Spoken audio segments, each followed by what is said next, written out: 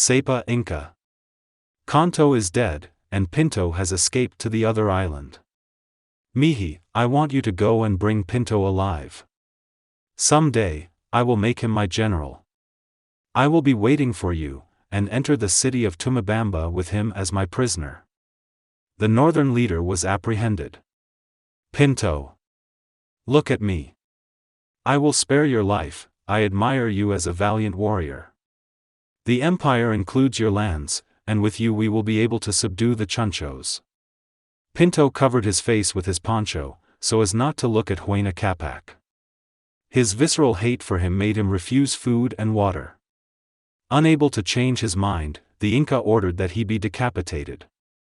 The war against the Carancs and Cayambis ended in the year 1522, the final great battle of the Incas for supremacy, and the last for the people who fought for their independence. Only a few pockets of free-willed nobles remained scattered on the northern coast. Countersoul, we are now masters of the land with no one to challenge us. Yes, but at what cost?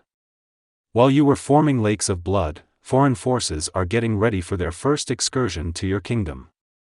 Who are these people of whom you keeping on talking about? You are a shaman who is bringing bad omens. Inka, I am trying to point out what was happening at the time that you were fighting against your own people, and the end is nearing for the empire. Countersoul, maybe they are the Huayracochas and not our enemies as you seem to suggest. It is too late for your conjectures. The damage is done. The soul of the empire is dead. You have created the worst enemies that the Incas will ever have in the north. Man of the future, in your quest to point our wrong deeds you are eager to recount our demise. Tell me more about that man who is coming to create our misery. Oh yeah.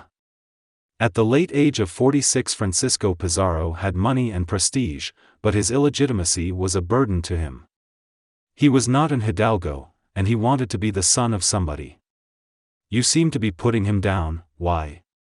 Inka, I mention his humble origins, because the less fortunate are the ones who make a difference in the history of mankind. Thus, after the discovery of the Pacific Ocean, Francisco ventured south in his first trip in one boat with a few men and some horses. The excursion was a very small one, let alone an expedition to conquer a great empire. Man of the future, we knew the Huayracochas came and left walking on water. Now you are telling me they are returning in huge embarkations, and with rare animals? HUAYNA CÁPAC. They were no demigods. In time, the Incas will find out that they are mere mortals with some variances in the color of their skin, very important then and most desired now. If they were demigods, their skin color had to be different, perhaps golden? Their skin is white, but their beard is golden. For now listen, as if you were having a dream. For that racial difference will haunt us like a nightmare. If they were not the Huayracochas, how did they come here? We will let Francisco relate his adventures. For it is a story to be told, and no one could tell it better than him. I will hear him, if he comes. But he is not here. Oh. Yes. Although they were far away, without knowing the Europeans spread in advance their most lethal weapon in unseen human arrows embedded with minute germs that are silent, as the passing clouds, invisible like the wheezing wind, and misses no one with its deadly marksmanship. That strange malady you will never understand until you, yourself, feel the blow of its virulent force to which you will succumb. That is a very ominous premonition. Since they are coming to claim my empire, should go to meet these strangers. If they are demigods, I will worship them. If they are mortals, I will spill their blood that is said to be blue and make the oceans bluer with their blood. Inka, unfortunately, our land and the oceans became red with the blood of our ancestors. Nevertheless, you might still be able to encounter them if their ailment does not kill you. For now, they have failed in their first voyage, and they are getting ready for their second excursion. Are you saying that with their arrival, we will no longer go on any further conquests? No, because in the distant north other adventurers have already conquered another empire. The only unconquered nations are south of Panama, including yours. Who were those people who succumbed to them? They were the powerful Aztecs, who are no longer the inheritors of their lands. How long ago did that happen? 13 years before they conquered you. Does that mean that the descendants of the New World lost this continent that was theirs for millennia? Yes, they lost to conquerors from faraway lands who took possession of what it was not theirs under different pretexts, such as their God, their liberty, and their greed, while making of us their slaves. As a result, the original inhabitants of the New World have been dispossessed of their heritage and, foremost, of their dignity. It is ironic to hear how the new arrivals to the new continent overcame their destitute lives and lack of freedom in the Old World, while the Indians of all the Americas lost their liberty on their account. Sapa Inka. The Chiriguanos from the rainforest of the south are advancing to the imperial city. They think that Cuzco has the fountain of youth. Goddamn chunchos. These savages are not interested in land or gold, but in the rewards of the moment. I will send my young Captain Yaska to put down their revolt. Inka, shouldn't you go to Cuzco to quell the rebellion? No.